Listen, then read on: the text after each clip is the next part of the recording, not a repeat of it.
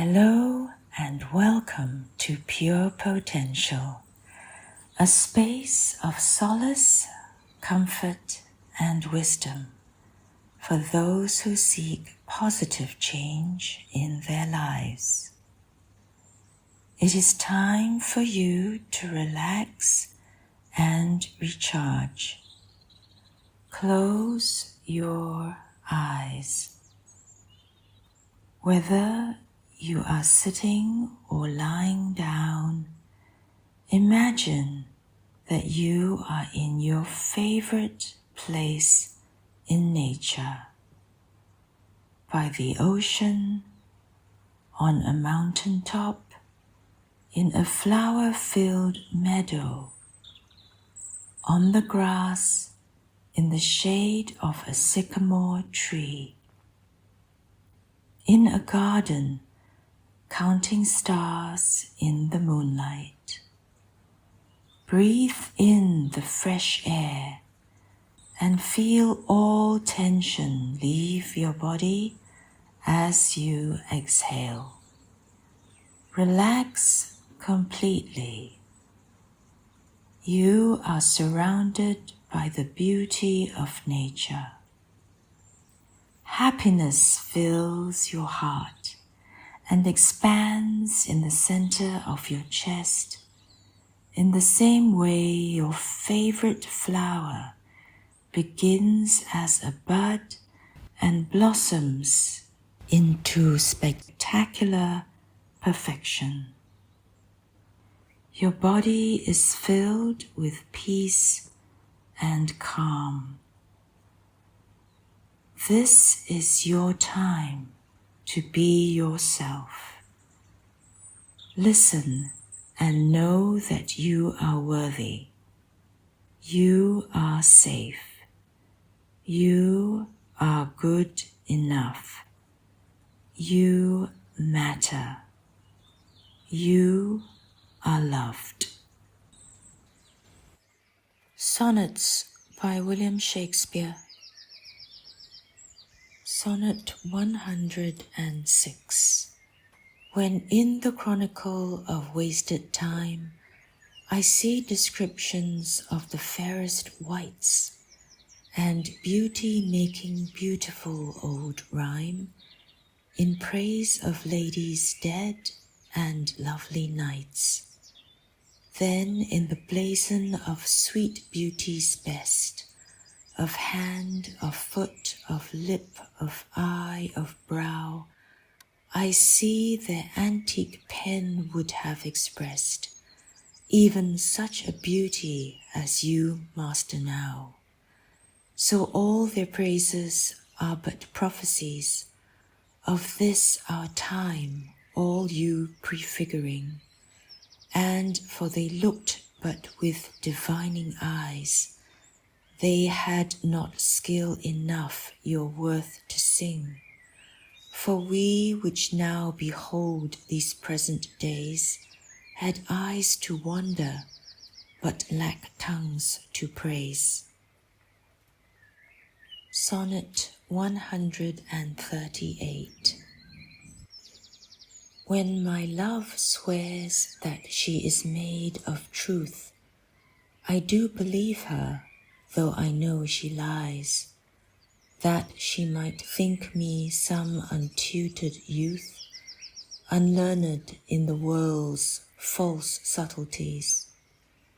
Thus vainly thinking that she thinks me young, although she knows my days are past the best.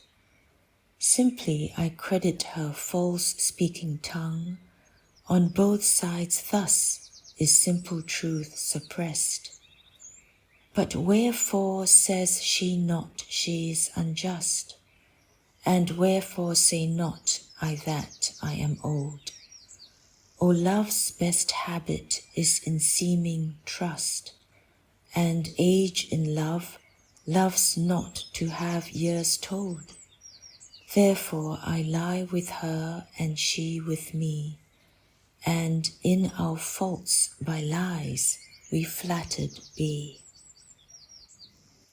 Sonnet 98.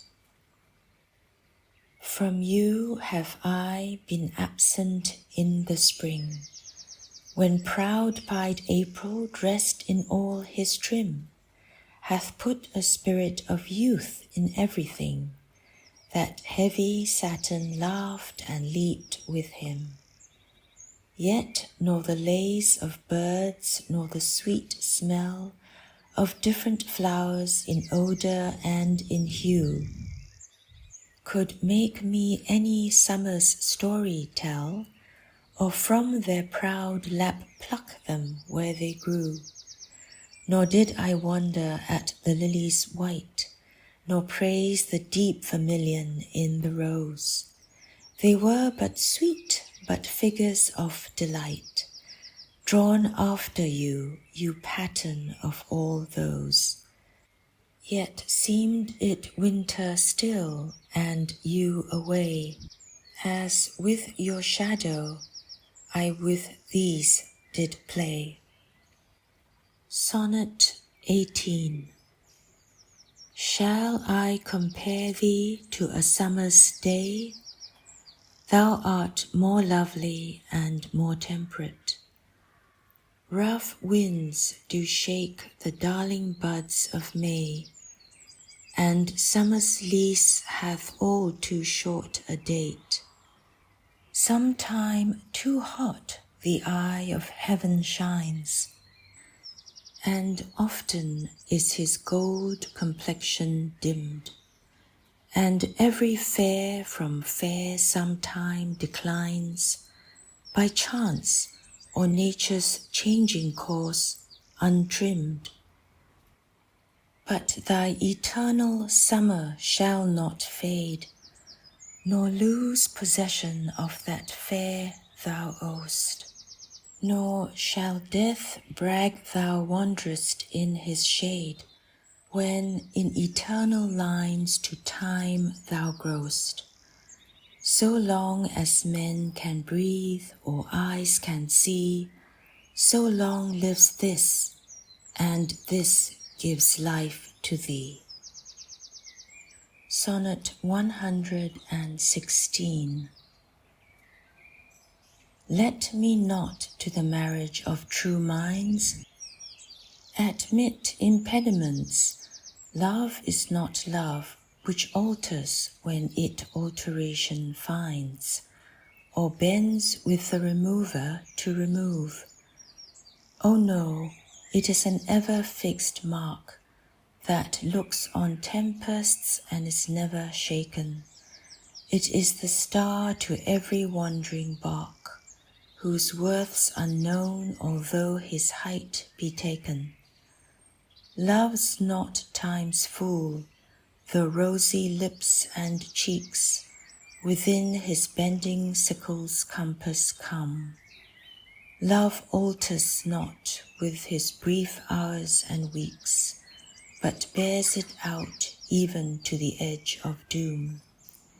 If this be error and upon me proved, I never writ, nor no man ever loved. Sonnet 130. My mistress's eyes are nothing like the sun. Coral is far more red than her lips red. If snow be white, why then her breasts are dun? If hairs be wires, black wires grow on her head. I have seen roses damasked, red and white, but no such roses see I in her cheeks.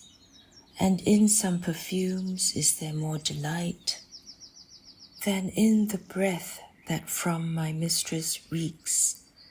I love to hear her speak, yet well I know that music hath a far more pleasing sound. I grant I never saw a goddess go. My mistress when she walks treads on the ground, and yet by heaven I think my love as rare as any she belied with false compare. Sonnet 29. When in disgrace with fortune and men's eyes, I all alone beweep my outcast state, and trouble deaf heaven with my bootless cries, and look upon myself and curse my fate, wishing me like to one more rich in hope, featured like him with friends possessed, desiring this man's art and that man's scope, with what I most enjoy contented least, yet in these thoughts myself almost despising. Haply I think on thee, and then my state, like to the lark at break of day arising from sullen earth, sings hymns at heaven's gate. For thy sweet love remembered such wealth brings, that then I scorn to change my state with kings.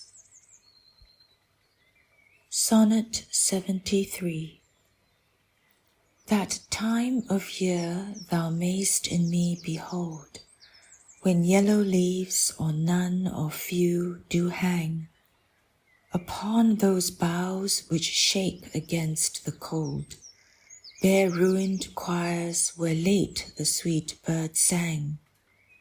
In me thou seest the twilight of such day, as after sunset fadeth in the west, which by and by black night doth take away, death's second self that seals up all in rest.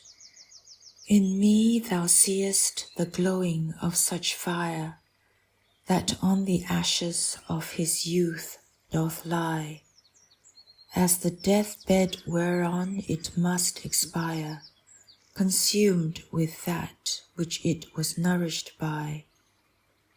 This thou perceivest, which makes thy love more strong, to love that well which thou must leave ere long.